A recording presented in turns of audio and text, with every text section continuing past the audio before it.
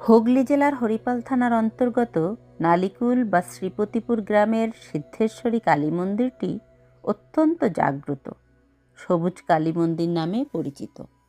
এখানকার দেবী মূর্তি সবুজ রঙের এবং মরকতবর্ণা, যা চন্দনের সঙ্গে সুবাসিত। এই মন্দিরটি প্রায় ৭৪ বছরের পুরনো, যেখানে বৈষ্ণব ও শাক্ত মতের সমন্বয়ে দেবী পূজিতা হন। সবুজ কালী মন্দিরের মূল আকর্ষণ ও বৈশিষ্ট্য অনন্য রূপ। দেবী এখানে সবুজ গাত্রবর্ণের, চতুর্ভুজা এবং সবরূপী শিবের ওপর দণ্ডায়মান। অবস্থান: হুগলি জেলার হরিপালের কাছে নালিকুল এলাকায় এই মন্দিরটি অবস্থিত, যা স্থানীয়ভাবে অত্যন্ত জাগ্রত বলে মানা হয়। প্রায় ৭৪ বছর আগে বটকৃষ্ণ অধিকারী এই মন্দিরটি প্রতিষ্ঠা করেন, যা এখন অধিকারী পরিবার দ্বারা পরিচালিত। জনশ্রুতি আছে, দেবী এখানে জীবন্ত রূপে অবস্থান করেন এবং গভীর রাতে হাঁটা চলা করেন।